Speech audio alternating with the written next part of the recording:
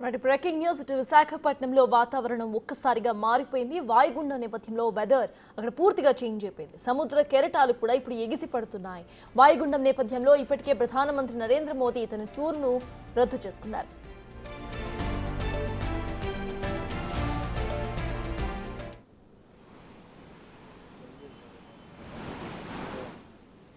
ఇక కోస్తాకు భారీ వర్ష సూచన నేపథ్యంలో అధికారులు అలర్ట్ అవుతున్నారు. మత్స్యకారులు వేటకు వెళ్లవద్దని విశాఖ వాతావరణ కేంద్రం అధికారులకు హెచ్చరికలు జారీ చేశారు. ఇక వాయుగుండం నేపథ్యంలో పంటలు నాశనమవుతాయని కోస్తా ప్రాంత రైతాంగం ఇప్పుడు తీవ్ర ఆందోళన వ్యక్తం చేస్తోంది.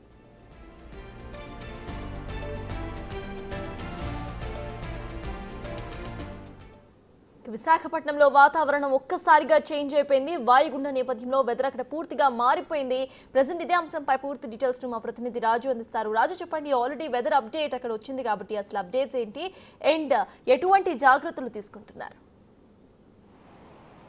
అంటే శీతాకాలం మొదలైన దగ్గర నుంచి ఇప్పటి వరకు చూస్తే వాతావరణంలో సహజంగా 6 గంటలకి ముందే చీకటి పడుతూ ఉంటుంది. కానీ ఈ వాయుగుండం నేపథ్యంలో ప్రస్తుతం అయితే విశాఖలో వాతావరణం ఒక్కసారిగా మారిపోయినటువంటి పరిస్థితి కనిపిస్తుంది. 5 గంటల గడవక ముందే ఇంచుమించుగా ఒక విధంగా చెప్పాలంటే చీకటి వాతావరణం అయితే విశాఖ సిటీని అలుముకున్నటువంటి పరిస్థితి కనిపిస్తుంది. ముఖ్యంగా తుఫాను అంటే వాయుగుండం నేపథ్యంలో మొత్తము ఇప్పుడు విశాఖ నగరం మొత్తం అంతా కూడా కొంత ముందు అడ్వాన్స్గానే చీకటి తెరలైతే కమ్ముకున్నటువంటి పరిస్థితి కనిపిస్తుంది. ముఖ్యంగా చూస్తే సముద్రపు అలలు కూడా ఎక్కడికక్కడ ఎగసి పడుతున్నటువంటిది కూడా మనం చూడొచ్చు. ఉదయంకి ఇప్పటికీ కూడా సముద్రానికి సంబంధించి సహజంగా ఉదయం సాయంత్రం కూడా ఆటుపోట్లు అనేవి సముద్రంలో సహజంగా ఉంటాయి. కానీ ఉదయంతో పోలిస్తే ఇప్పటికీ సముద్ర కెరటాలు అలల ఉధృతి పెరగడం, అదేవిధంగా కొంత సముద్ర తీరం కూడా ఉధృతంగా ఉన్నటువంటి నేపథ్యంలో కొంత ముందుకు చొచ్చుకొచ్చినటువంటి పరిస్థితి కనిపిస్తుంది. ఉదయానికి ఇప్పటికి చూస్తే దాదాపుగా 20 అడుగుల ముందుకి సముద్రం అయితే వచ్చింది. అంటే అల్పపీడనం తీవ్ర అల్పపీడనంగా మారడం, తర్వాత వాయుగుండంగా రూపాంతరం చెందినటువంటి నేపథ్యంలో దాని ప్రభావం అనేది ఎక్కువగా కనిపిస్తుందని చెప్పొచ్చు.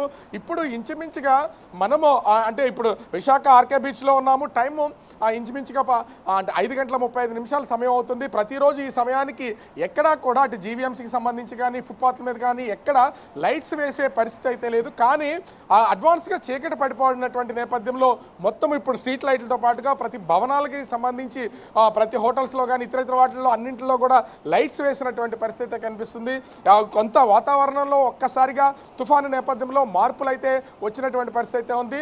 దీనికి తోడు అంటే ఈ వాయుగుండానికి సంబంధించి తీవ్రతరంగా ఉన్నటువంటి నేపథ్యంలో ఇప్పటికే ప్రధాని నరేంద్ర మోదీ 29వ తేదీన విశాఖ టూర్కి రావాల్సినటువంటి పరిస్థితి అయితే ఉంది. ఈ టూర్ కూడా ఇప్పటికే రద్దు అయినటువంటిది అయితే ఉంది. ఎందుకంటే వాయుగుండ ప్రభావంతో ప్రధాని రాకపోకల విషయంలో ఖచ్చితంగా ఇబ్బందులు ఏర్పడే అవకాశం ఉంటుందని గుర్తించినటువంటి వాతావరణ శాఖ పిఎంఓకి సమాచారం ఇవ్వడం, పిఎంఓ కూడా దీన్ని పరిశీలించి టూర్ను అయితే రద్దు చేసినటువంటి పరిస్థితి ఉంది.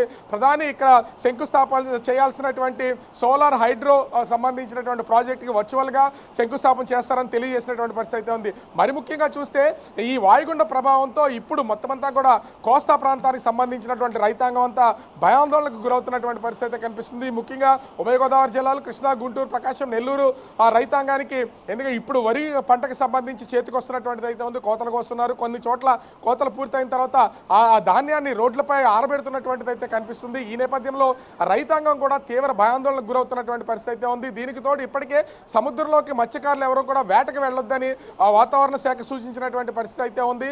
వేటకు వెళ్ళినటువంటి మత్స్యకారులందరూ కూడా తిరిగి వెంటనే తీరాలకు రావాలని సూచించినటువంటి పరిస్థితి కనిపిస్తుంది. ఎందుకంటే దాదాపుగా సముద్రంలోకి వెళ్ళినటువంటి వాళ్ళు 15 రోజులు 20 రోజులు ఉంటారు. రానున్నటువంటి 3 రోజులు కూడా అంటే 27, 28, 29 ఈ 3 రోజుల పాటు తీవ్రంగా ఈ వాయుగుండ ప్రభావం ఉంటుంది. సముద్రం అల్లకల్లోలంగా ఉంటుందని వాతావరణ కేంద్రం హెచ్చరికలు జారీ చేసినటువంటి నేపథ్యంలో ప్రస్తుతం అయితే మత్స్యకారులందరూ కూడా వెనక్కి తిరిగి రావాలని వాతావరణ కేంద్రం సూచిస్తున్నటువంటి పరిస్థితి కనిపిస్తుంది. ఓవరాల్ గా చూస్తే ఈ తుఫానుకి సంబంధించి ముఖ్యంగా వాయుగుండానికి సంబంధించి వాతావరణంలో సమూలమైనటువంటి మార్పులు అయితే సంభవిస్తున్నాయి. దీనిలో భాగంగానే విశాఖలో ఒక్కసారిగా వాతావరణం మారిపోయినటువంటి పరిస్థితి కనిపిస్తుంది. సత్తాస్. రైట్, థాంక్యూ రాజు.